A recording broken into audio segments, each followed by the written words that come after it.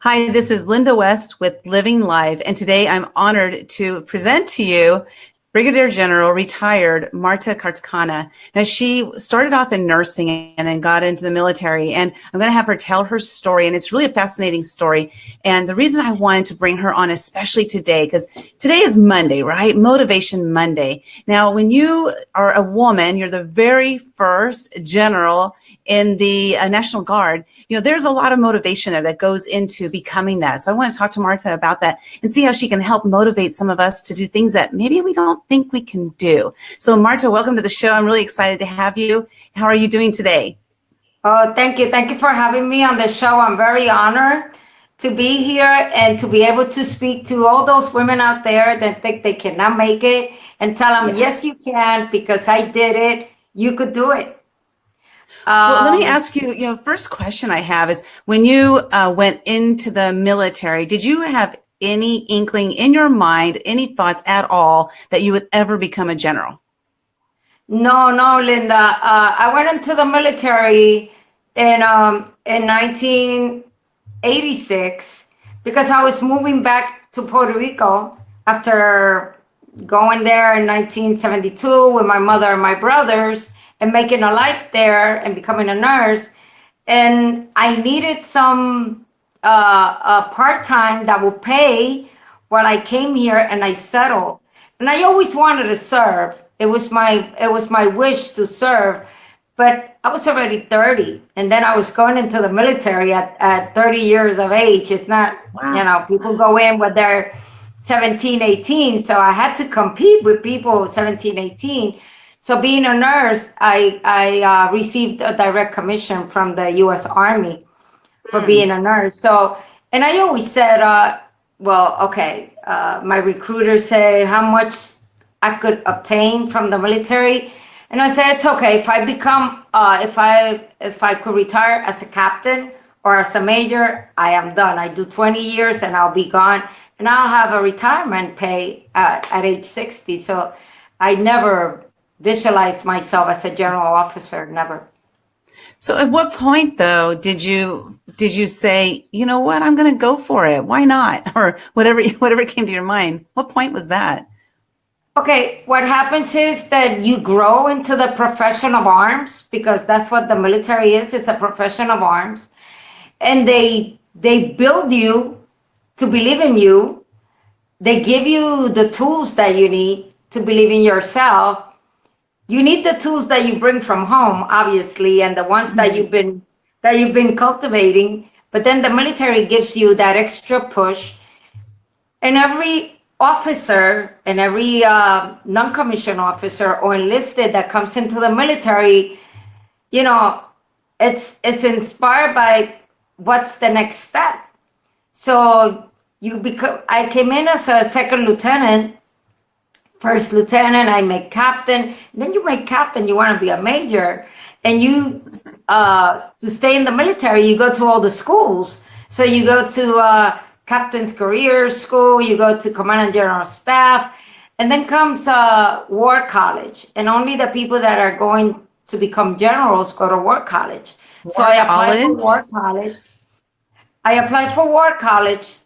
And I did not get a resident quota. So I had to do it online. It's 2 years of online writings. And you go, like, for the summers, you go into Carlisle University in Pennsylvania. And only the very few make it. So I was told, what are you going to go to War College for? You're not going to become a general. I said, I want to have it anyway, because it's the last school I have to go to. So somewhere along the line, the Army, the service got me into going for it. And I knew I could make it. I knew you want more. Every day you want more. You get some, you get more. You want more. Well, I think it's just like that with just about anything in life, right? We get a little taste of something and then we're like, you know what, I want a little bit more of that, no matter what it is. And then you inspire yourself, or somebody around you inspires you to keep going. And, I want to talk about, because you're born and raised in Puerto Rico. Is that correct? I was born and raised in Puerto Rico. I was here on the island until age 15. At age 16, my mother decided we were going to go to the States because my aunts were there, and my mother she was a single mom. So Okay. things were not going so well for us on the island. So my mother decided we were going to go to New York. So we traveled to New York City in Pan Am Airlines. Most people don't remember Pan Right. Am. That's long gone, right? And we just had one piece of luggage for the four of us. We Oh, lost that luggage. We lost the luggage. oh my gosh. Oh my God. So we went and we stayed in my aunt's house. And my cousin, who's a nurse, and she's retired from the armed forces too, but at that time, she was not in the military. She got me into the nursing because I said it before, I wanted to be a doctor, but I had to Mhm. become a nurse because I needed to help my mother with my brothers. You know, we were poor, so my mother needed me. I was my mother's partner and everything. You know, I needed Mm. to help her in the housework and with my brothers. So we went to New York City. I graduated from Eastern District High School in Brooklyn. I was an Arista member when I graduated 2 years after getting to the city. And I said, well, Mhm. I made it through high school in New York, just get coming from Puerto Rico. I'm going to Right. go into college. I was accepted into New York City Community College.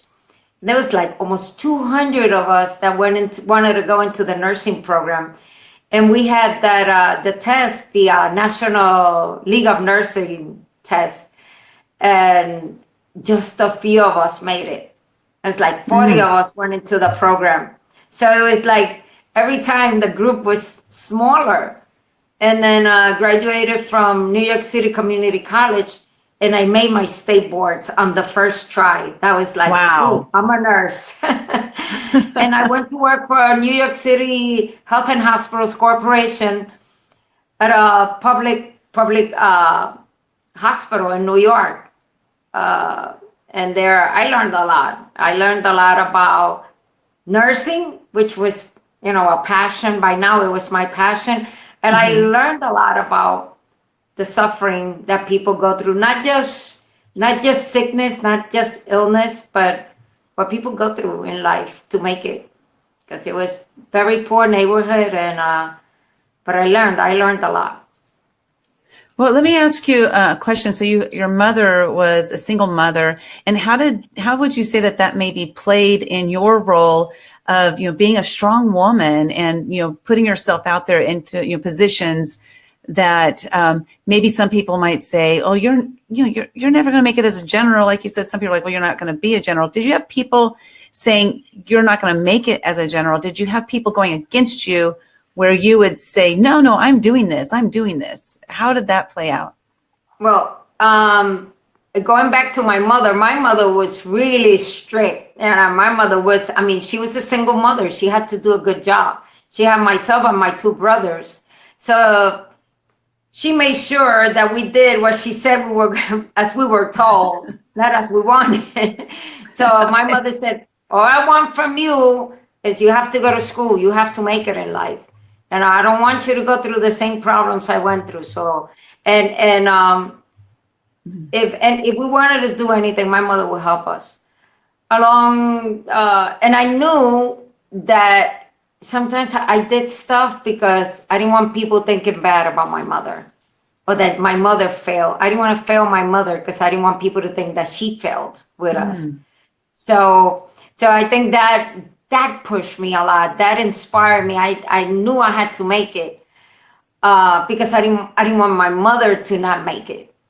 So it was a quest of both of us in my person. In the military, and I once said, I'm not a person to believe that this is because I'm a woman or that doesn't happen because it's a man's world. But when my governor, Honorable Alejandro Garcia Padilla, called me in 2015 to be the Adjutant General of Puerto Rico, Mhm. I was already competing at the U.S. Senate to become a general officer. Okay. And that wasn't bad with the males and the other females around me. That was okay. If I wanted to be a general, I could go. They believed that I was not going to make it. But when he nominated me to be the adjutant general, and the adjutant general is the top person, and the adjutant general advises the governor on military issues, that's difficult for some people to swallow. Right. So a lot of people put a lot of stones so I wouldn't make it. As a matter of fact, I was nominated by my governor, and right away I had an inspector general complaint. And that's anonymous.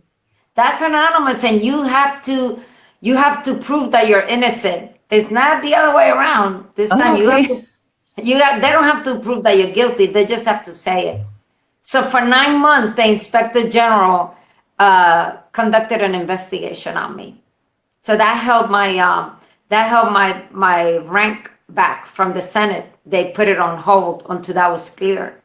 Okay. But it cleared, thank God, because I knew there was nothing wrong with me, nothing wrong with my record, nothing wrong with my doing.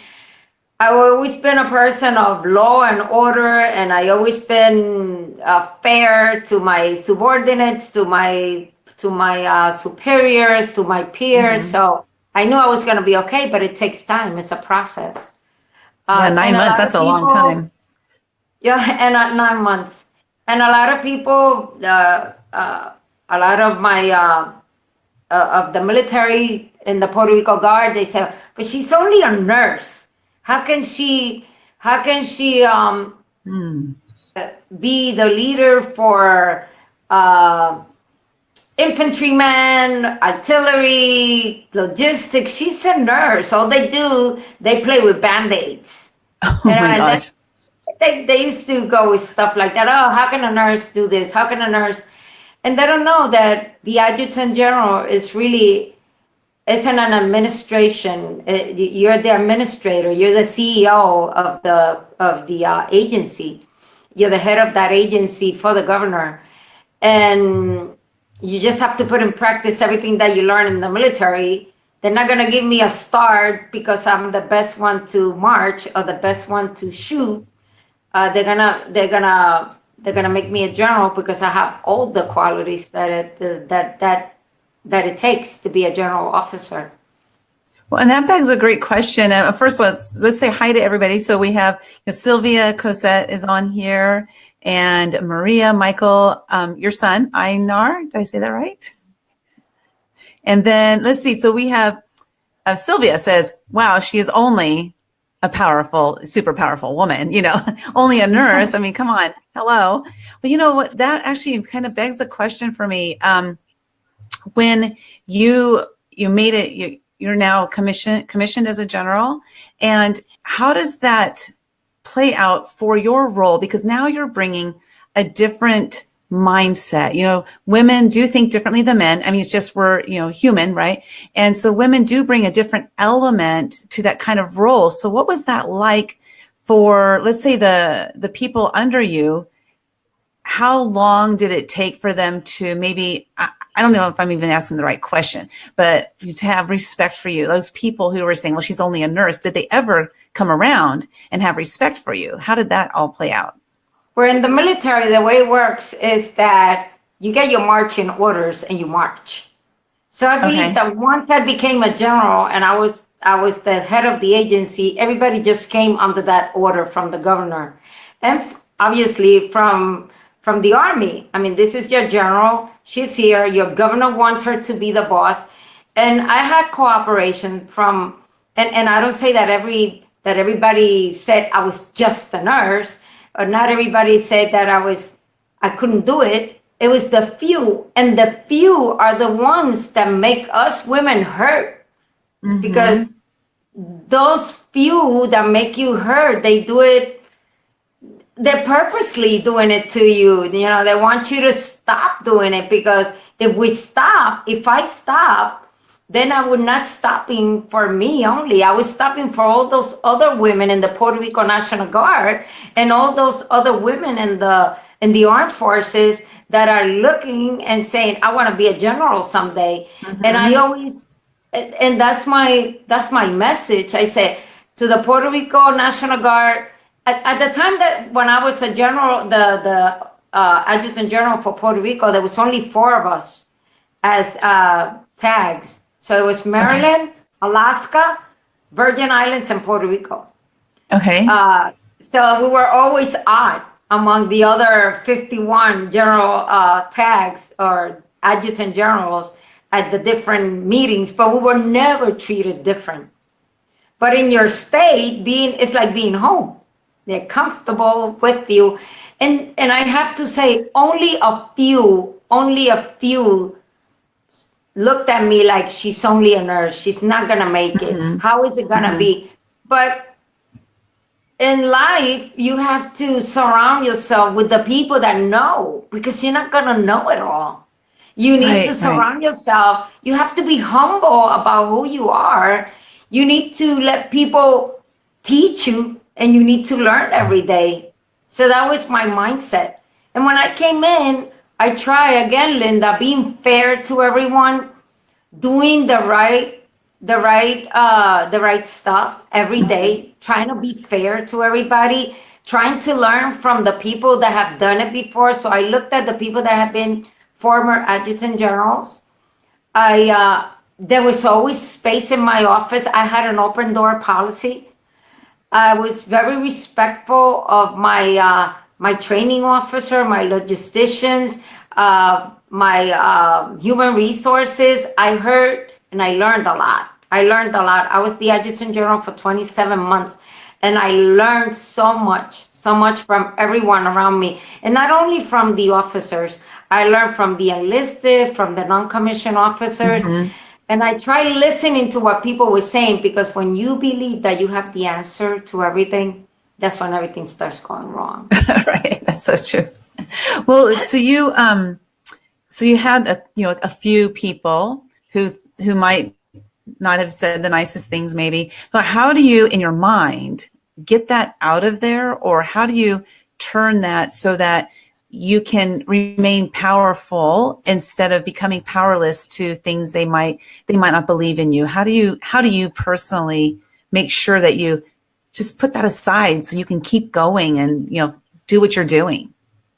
Well, for one, for once, and I have to say, don't show your weak side in front of everybody, but be weak when you need to be. Mm. It's not, if I lost a soldier during the war and I had to shed a few tears, I would do it. But if I was in front of a group and I had to be forceful about what I wanted, I would be forceful what I wanted, and I would be firm. And I was firm in my decisions, and I made sure that I didn't have to go back. That going forward and backward, forward, back and forth, that back and forth, that gives people the idea that you don't know what you're doing. So Mm-hmm. when making a decision, just you made it, stick to it, unless it's gonna cost somebody, and unless you're gonna hurt somebody or somebody's gonna die because of that decision you made. But just surround yourself with the people that know what they're doing. Listen to them. Come to your own conclusions. And once you apply the concept, and once you make a decision, don't go back on your own words. Just stick to your decision and go forward. Well, at what point would you maybe say, the decision I made was wrong? Or how would you handle that kind of situation? You want me to tell you like an instance when that happened? If something like that did happen, yeah. But if nothing like that happened, I'm just wondering, like, how would people say, you know what, I made the wrong decision. I got to, change it. Like, how would you do that? Well, I think that as long as you're clear with the people, why are you making this decision? If I Mm. had to go back on a decision I made, as long as you're open and people know where you're coming from, and people know that that your decisions are transparent, that you're not making up stuff Right. or lying. As long as you're truthful, I believe that people really join you, and the people that say, "Ah, she's not gonna make it," now they become part of that team that wants you to make it, because they're part of those. They're part of the team. They're part of the decision. They're part of the. I always believe that people must be part of that decision making process, and they teach us to bring people into the decision making process. But for some people, it's really hard to do that. To say, I can't do it on my own. I need you to help me make up my mind, or let's put this plan together, and it's our decision, our plan. Let's move forward with it. So making people part of it, then you won't feel bad if you have to go back, because you didn't make that decision in a vacuum, where you were responsible for every aspect of it. At the end of the day, the adjutant general is responsible for everything that happens. But if you have the right people around you, and you shared your decisions and your thoughts, I believe that people help you at the end of the day. Have you always been a good leader, or is that some skill that you learned later? I believe that they say that you could make a leader, but I believe that you're born a leader. That's my philosophy.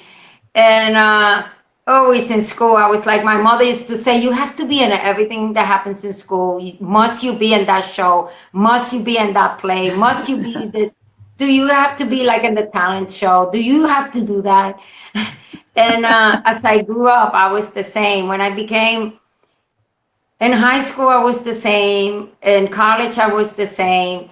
And when I became a nurse, I was always like, I would be like team leader. I was always like in supervisory roles. I did a lot of supervisory roles.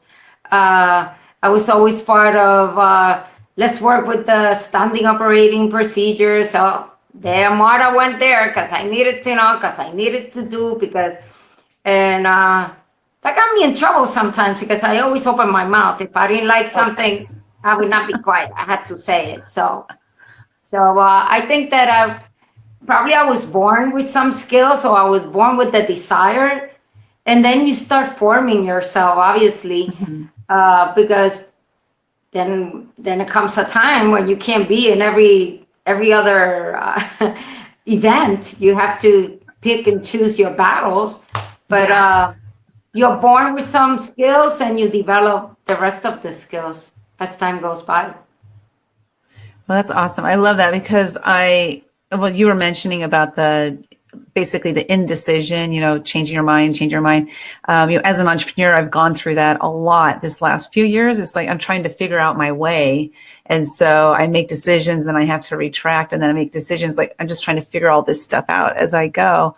But making the decision is important, of course, and then just doing it, right? Have you ever had any fears related to any of the stuff that you've done? Like I said about the decision making, I'm not one to make decisions on the spur of the moment either. I go in my thoughts. I go back and forth a lot, and I deal with myself, and I reassure myself. And yes, you do. As in the military, or I should speak about when I was attacked, you make a lot of decisions that you have to make decisions that impact people's life. So you get scared. One sample is every 6 months you have to have a retention board. So when the board comes to you with the results, you either take the results or you change and say, no, I don't like how this board went, go back. And then sometimes you say, okay, do I really get rid of these people? Am I making the right decision? Are this the right people to stay and the right people to go? Because you don't know how you're going to impact the soldier's life. So you're making a decision that it's not only going to impact you, but you're going to impact the soldiers or the airmen's or the Marines family, the person and the family, because in this age of and as the economy that we're living, some people only have a part-time, and sometimes the part-time is just the National Guard. And you say, am I going to take probably the only income that they have from them? Am I doing this right? Mm. So the decisions that you make every day, yeah, I believe that you're always afraid of making that decision. It's just of the outcome. Right. Oh, wow. Yeah, I hadn't even thought about the level of, people's lives you're dealing with, in that position on a daily basis, so thank you so much for your service. And so what are you working on next? Well, right now, since I retired March of last year, and I have joined Vets EDU to serve veterans, and to our idea is to go across the nation. I have joined Mr. Mike Aharoni and with Vets EDU. He comes out of New York, and I work from Puerto Rico, and then we meet someplace in the nation, and we're visiting the states, trying to educate veterans on the benefits that they earn and the hard-earned benefits, right? Especially on home buying. And I have made contacts with other people that also serve veterans, and trying to give to the veterans, because the veterans, a veteran is that person that once signed that blank check saying, I will give my life for you. I'm here to fight for you. I'll give my life. I'll put on this uniform. You stay home, be safe, sleep safe. I'm going out there. And we want to give back to the veterans. They don't teach us to be veterans. They teach us to be soldiers, to be there for 30 years or 31 years like I was. And the next day, okay, and now I'm a veteran. What am I supposed to do? Go to the Veterans Hospital and ask for a medical appointment? No, Right. Wow. That's a lot of stuff that veterans need to know. They have well-earned benefits that the veterans should use. And we work on home buying or home selling. I'm part of the American Legion, and probably the American Legion, but there's 2.2 million veterans that now belong to the American Legion, and they have representation right next to the President of the United States, and they work for the veterans' rights. So I'm part of them. I just had a meeting on Saturday, and what we do is we defend veterans' rights. We help veterans in need. We visit the ones that are sick. We visit the ones that pass and their families, and give their families a hand. And I encourage every veteran out there, if you have one day of active duty, you could become a Legionnaire. And it's very satisfying. Very, very satisfying. Well, that's good to know, because my husband is a veteran. He served in Vietnam, and I'll have him check into that. I didn't know about the American Legion, so I'll make sure that we check into that. Yes. Fantastic. Well, I know we can have people contact you by going to your email, martacarcana@gmail.com. Are you guys looking for people to help with the organizations that you're working with? Well, if you have a group of veterans out there, or active duty soldiers, regardless of their origin of service, and you want us to brief them on their benefits, we will visit, and we'll be part of whatever activities. We don't want to be the sole source to go there, but if you have activities, if anyone out there have activities for veterans, we are willing to travel and go and brief them on their benefits. And if a veteran decides to sell or buy a house, We take them from the day they decide to do that to the day they get the keys or to the day they close Mm. the whomever. At no cost to the veteran. This is it's a non-for-profit organization. Okay. We Okay. want to go and serve. I want to keep on serving. I don't know. I think I could still do it for a couple more years.